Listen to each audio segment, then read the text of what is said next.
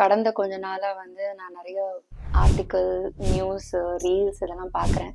ரம்யா பாண்டியன் புதுசாக trend set பண்ணியிருக்காங்க. வரதட்சணை கொடுத்து கல்யாணம் பண்ணல, வரதட்சணை வாங்கி கல்யாணம் பண்ணியிருக்காங்க அப்படின்னு. ஸோ யூஸ்வலாக வர கான்ட்ரவர்சிஸ் இல்லை நெகட்டிவாக எது வந்தாலும் நான் ரெஸ்பாண்ட்லாம் பெருசாக பண்ண மாட்டேன். But I feel this is a sensitive topic and I am little responsible to respond to it. Hi, எல்லாருக்கும் வணக்கம். இந்த வீடியோ வந்து ஒரு சின்ன கிளாரிஃபிகேஷன் வீடியோ. ஏன்னா கடந்த கொஞ்ச நாளாக வந்து நான் நிறைய ஆர்டிக்கல், நியூஸ், ரீல்ஸ் இதெல்லாம் பார்க்குறேன். என்னன்னா ரம்யா பாண்டியன் புதுசாக ட்ரெண்ட் செட் பண்ணியிருக்காங்க. வரதட்சணை கொடுத்து கல்யாணம் பண்ணல, வரதட்சணை வாங்கி கல்யாணம் பண்ணியிருக்காங்க அப்படின்லாம்.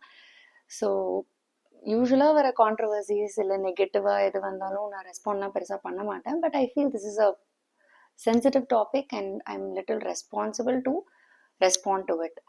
ஸோ அதனால தான் இந்த வீடியோ. ஏன்னா நான் எப்போதும் பிலீவ் பண்ணுற ஒரு விஷயம், ஒரு பொண்ணுக்கு ஃபினான்ஷியல் இண்டிபெண்டன்ஸ் வந்து ரொம்ப இம்பார்ட்டண்ட். அது வந்து நான் பிலீவ் பண்ணுறேன் அண்ட் அப்படி தான் இருக்கணும்னு நினைக்கிறேன்.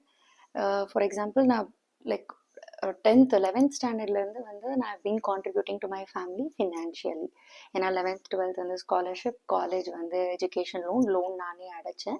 அண்ட் காலேஜ் முடிச்சதுக்கப்புறம் ஐ ஸ்டார்டட் ஒர்க்கிங். சினிமா வந்ததுக்கப்புறம் தான் ஒரு 2 years வந்து ஃபினான்ஷியலி வாஸ் லோ. பட் அதுக்கப்புறத்துலேருந்து இப்போ வரைக்கும் I am contributing financially to my family. இது வந்து and I feel it is very important. நம்ம வந்து ஒரு ஸ்டேஜுக்கு அப்புறம் வளர்ந்துட்டோம் அப்படின்னா வீட்டில இருந்து வாங்குறது, ஃபேமிலி கிட்ட இருந்து வாங்குறதே நான் வந்து I am not very comfortable with that. So நம்ம கொடுக்கணும்னு நினைக்கணுமே தவிர வாங்கணும்னு நினைக்கக்கூடாது அப்படிங்கிறது என் மைண்டில் எப்போவுமே இருக்கும். ஸோ இப்படி வந்து எனக்கு வந்து இதில் வந்து ஃபினான்ஷியல் இண்டிபெண்டன்ஸ் ஒன்று அண்ட் ஒரு செல்ஃப் ரெஸ்பெக்ட் அதோட சேர்த்து இருக்கு அப்படின்னு நான் நம்புகிறேன். ஸோ அப்படி இருக்கும்போது கல்யாண செலவு வரும்போது கூட, ஏன்னா அதில் எழுதியிருந்தாங்க கல்யாண செலவு ஃபுல்லுமே நான் அவங்கள பண்ண விட்டேன், அந்த மாதிரிலாம் என்னமோ எழுதியிருந்தாங்க.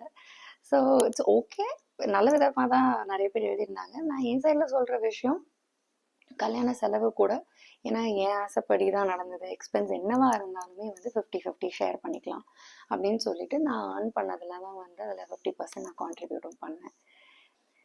ஸோ இப்படி நிறைய விஷயம் இருக்கும்போது இது டவுரின்னு சொல்லிட்டாங்களே அப்படின்னு எனக்கு கொஞ்சம் மனசு கஷ்டமாக இருந்தது. ஏன்னா பஞ்சாப் நாங்கள் போயிருந்த போது அவங்க சைடில் எங்ககிட்ட சொன்ன ஒரு விஷயம் வந்து இது, like I am so happy and glad, I am so blessed to get husband like level and father இல்லா, மதர் இல்லா, சிஸ்டர் இல்லா, எல்லாமே வந்து ரொம்பவே ஸ்வீட். அந்த மாதிரி ஒரு ஃபேமிலி கிடைச்சதை தான் நான் ஒரு மிகப்பெரிய பிளெஸிங்காக நினைக்கிறேன்.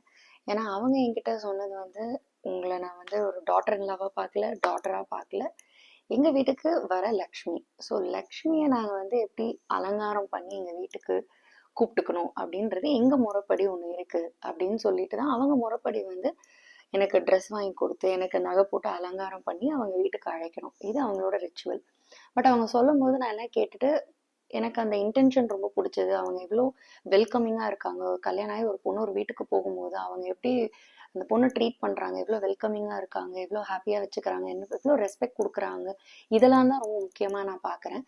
ஸோ அப்படி இருக்கும்போது அந்த இன்டென்ஷன் அண்ட் அவங்க என்னை வெல்கம் பண்ணணும்னு நினைக்கிற விதம் எனக்கு பிடிச்சது. பட் ஸ்டில் ஐ டினைட், அது எனக்கு வேணான்னு சொல்லிட்டு நான் வந்துட்டேன். பட் வந்து அவங்க திருப்பியும் கம்பல் பண்ணி சென்னைக்கு வந்து இதை சொன்னது, இது எங்களோட ரிச்சுவல், அதை ரெஸ்பெக்ட் பண்ணி இதை நீங்கள் அக்செப்ட் பண்ணிக்கலாம் அப்படின்னு. ஸோ அப்போ எனக்கு தோணுன விஷயம் என்னன்னா, கல்யாணம் நடந்த இடம், விதம், டெக்கரேஷன், தீம், இது எல்லாமே என்னோட டெசிஷன் படி தான் நடந்தது, என் ஆசைப்படி தான் நடந்தது.